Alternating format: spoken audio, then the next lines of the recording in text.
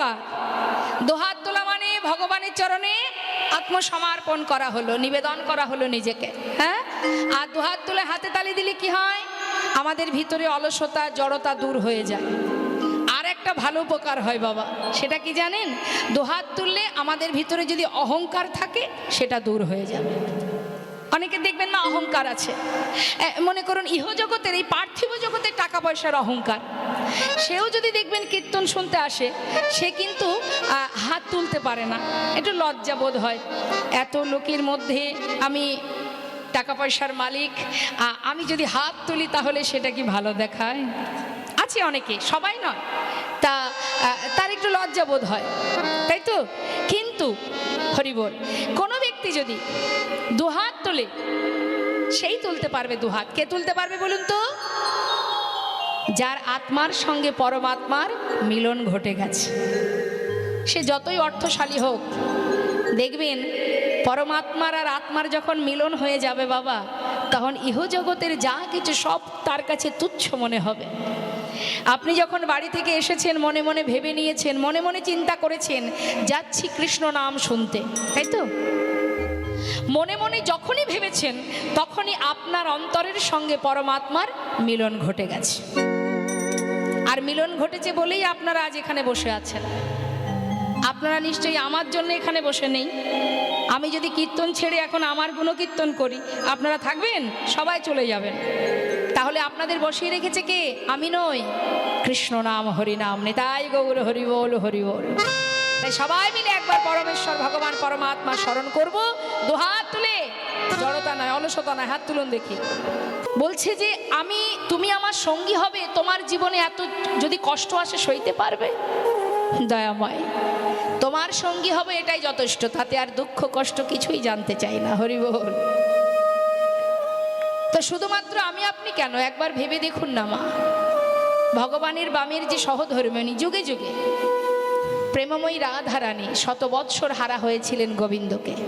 হ্যাঁ, কলিযুগে মহাপ্রভুর বামে মা বিষ্ণুপ্রিয়া সারা জীবন, গৌরহরি যখন চলে গেলেন সন্ন্যাসী হয়ে, সারা জীবনটা চোখের জলে বুক ভাসিয়ে কেঁদেছেন, চার দেওয়ালের মধ্যে আর কাষ্ঠবিগ্র সেবা করে গেছেন।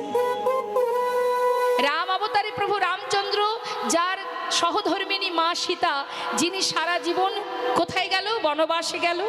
তারপরে আবার তার অগ্নি পরীক্ষা হলো, অবশেষে তাকে পাতালে চলে যেতে হলো। ভগবান বললেন, যে আমাকে ভালোবাসবে তাকেই কষ্ট পেতে হবে, কিন্তু তথাপিও যদি সে আমায় ভালোবাসে, তথাপিও যদি সে না আমায় ছাড়ে, আমি যুগে যুগে তার চরণে দাস হয়ে পড়ে থাকি। নিতাই গৌর হরি বল হরি বল। তার প্রিয়, তার প্রমাণ কৃষ্ণের প্রিয় সখা সুদামা। জীবনের সর্বস্ব কেড়ে নিয়েছিলেন গোবিন্দ, তথাপিও নিঃশ্বাসে প্রশ্বাসে সুদামার মুখে একটাই কথা, কৃষ্ণ কৃষ্ণ কৃষ্ণ কৃষ্ণ।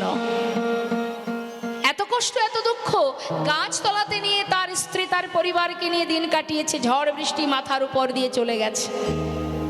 সন্তানদের পরনে একটা বস্ত্র ছিল না, স্ত্রীর অঙ্গে একটা বস্ত্র, যার সর্বত্রে ছেঁড়া, তথাপিও কৃষ্ণ নাম ছাড়েনি বাবা।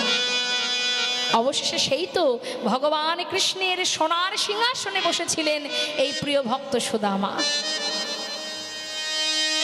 তাই যেই না বলেছে মা, দেখুন ভগবান আর কত চতুর, তার থেকে বেশি চতুর তার ভক্ত, যদি কেউ প্রকৃত ভক্ত হতে পারে।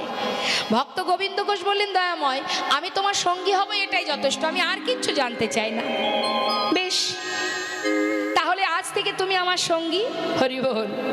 জেনে রাখুন, আপনারা যদি মনে করেন ভগবানকে ভালোবেসে সুখে থাকবো, তাহলে বিপদ, সুখ আপনি পাবেন না। তাহলে কি ভালোবাসবেন না? যাবেন কোথায়? তাকে ভালো না বেসে যাবেন কোথায়? যাওয়ার জায়গা তো আর কোথাও নেই। সেই তো আমার সব। হ্যাঁ, ইহকাল পরকালের সঙ্গী। তাই আজ দেখুন প্রভু বলছে, গোবিন্দ তুমি আমার সঙ্গী তো, তাহলে আজ থেকে তুমি আমার সঙ্গী।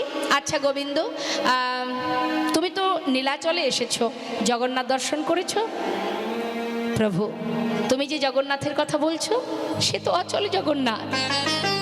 তুমি জানো দয়াময়, আজ আমি সচল জগন্নাথ দর্শন করছি। গৌরহরি বুঝতে পেরেও একটু পরীক্ষা করছে ভক্তকে। সচল জগন্নাথ কোথায় দেখলে? শুনবে? তাহলে দয়াময় শোনো।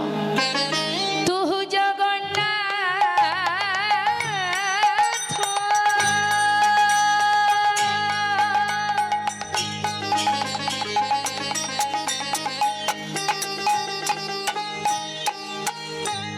ও গো দয়া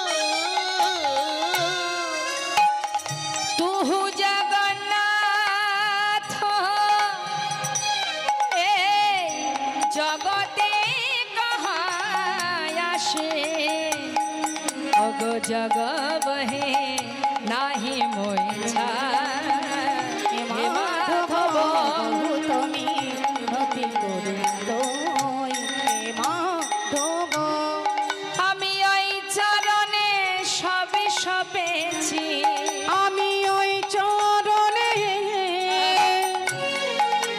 সবে সপেছি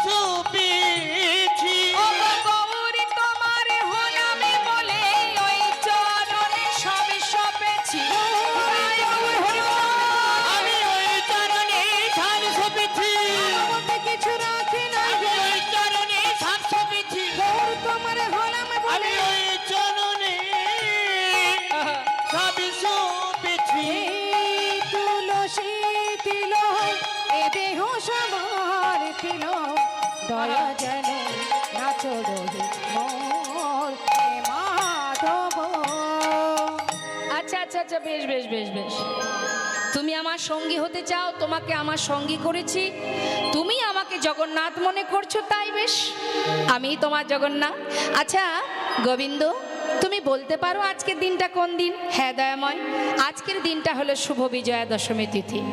শোনো গোবিন্দ, আজই নীলাচল ছেড়ে আমরা একটু তীর্থে যাব, তুমি কি যাবে? হ্যাঁ প্রভু, আমিও তোমার সঙ্গে যাব। তাহলে চলো।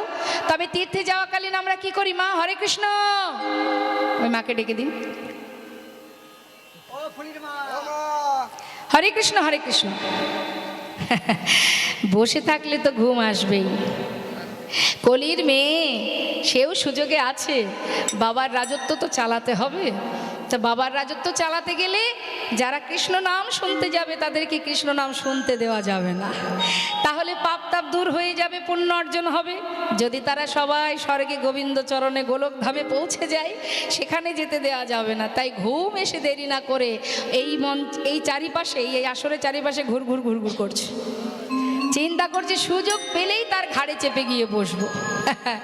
তা বলি মা, বুঝতে পারছি ঘুম তো আসবেই, আমরা একটু ঘুমাতে সবাই ভালোবাসি, কিন্তু জীবনের একবার হিসাব করে দেখুন, আমরা যদি 6 থেকে 7 থেকে 8 ঘন্টা ঘুমাই সারাদিনে, তাই তো, তা 8 ঘন্টা যদি আমরা ঘুমাই সারা দিনে 24 ঘন্টার মধ্যে, তাহলে যদি আমাদের পরমায়ু থাকে 60 বছর, তার মধ্যে 20 বছর আমরা তো ঘুমিয়েই কাটিয়ে দেবো। নিতাই গৌর হরি।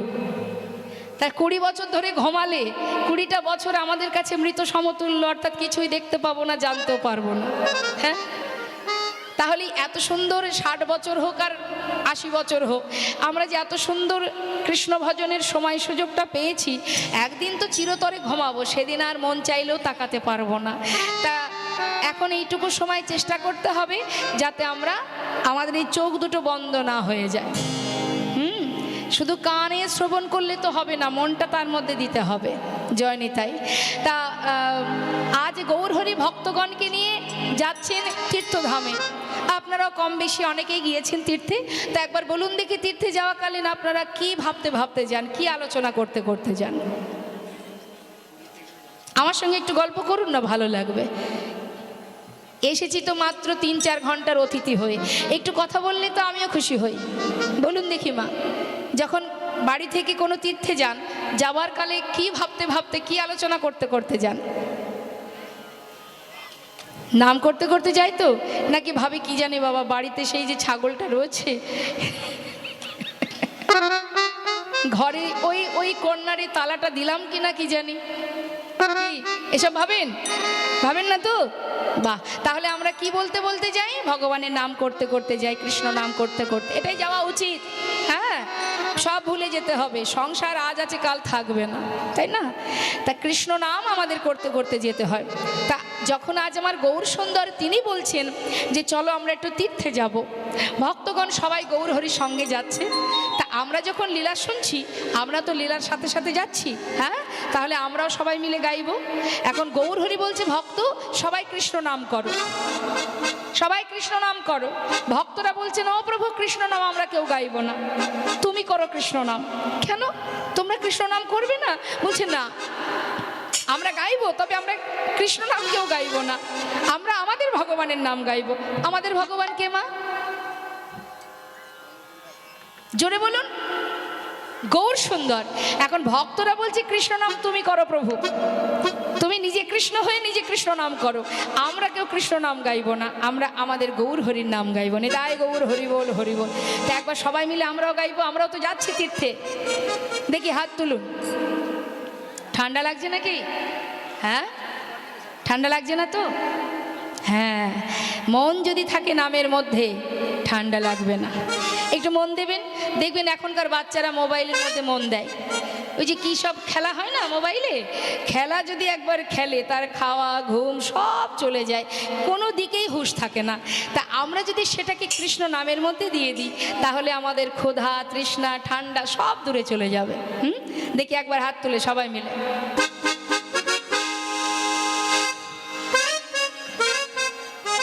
হাত তুলতেও কষ্ট, দেখেছেন তো? অনেকে তুলছে না, কেউ আবার এইভাবে আছে। মানে এত অলস আমরা বাবা যে হাত তুলতে গেলেও মনে মনে ভাবছি কে কষ্ট করে হাত তুলবে। হরি বল হরি বল। প্রত্যেকে তুলেছেন সবাই, প্রত্যেকে। বাহ। ছলো ছলো নয়নে হাসি মাখা বদনে আনন্দ কাননে একবার ভ্রময়নী বা। সবাই মিলে দুটি বাহু তুলে একবার হরি বলো হরি বলো মনে রে আমার, হরি বলো হরি বলো মনে রে আমার, হরি বলো হরি বলো মনে রে আমার।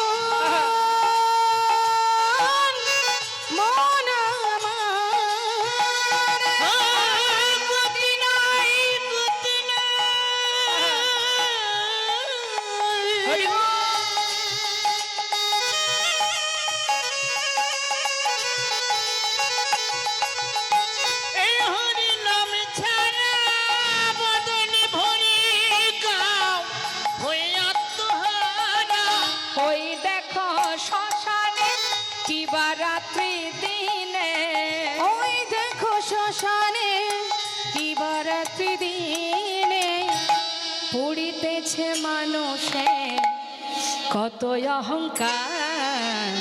হরি বল হরি বল মনে রে আমার, হরি বল মনে রে আমার, হরি বল মনে রে, হরি মনে রে। হরি বল হরি বল মনে রে আমার, হরি বল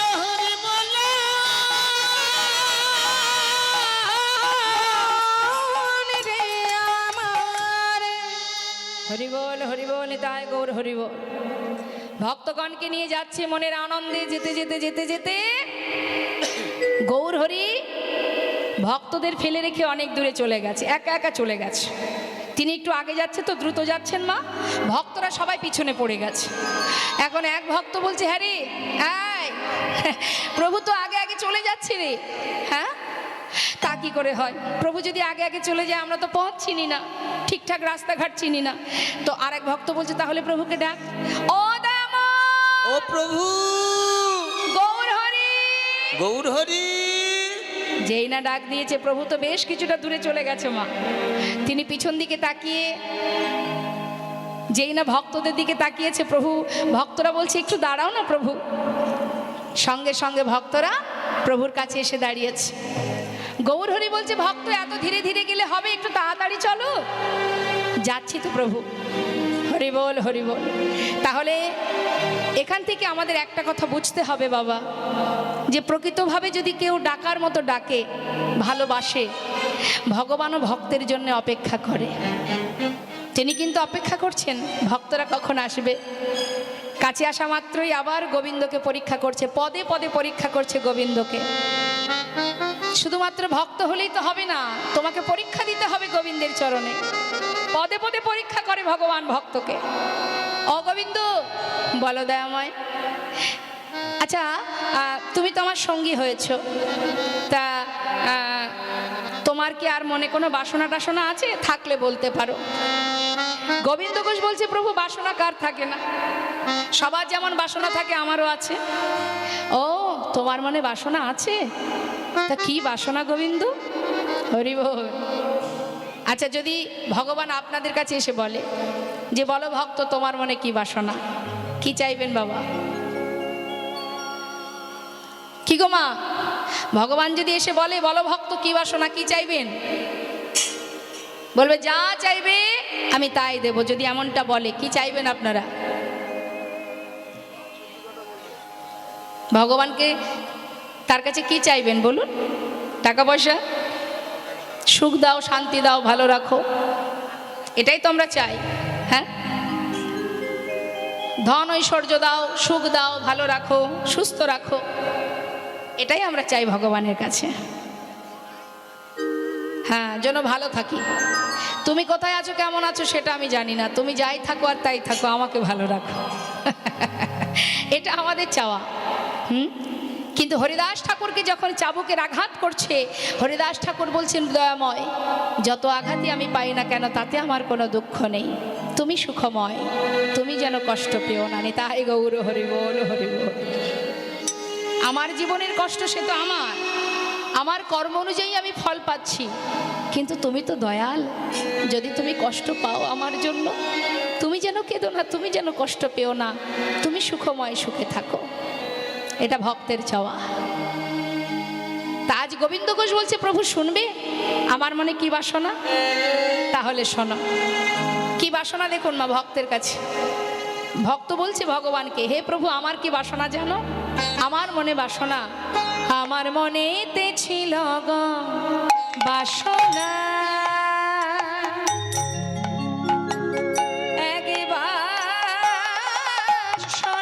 মনেতে ছিল গো বাসনা,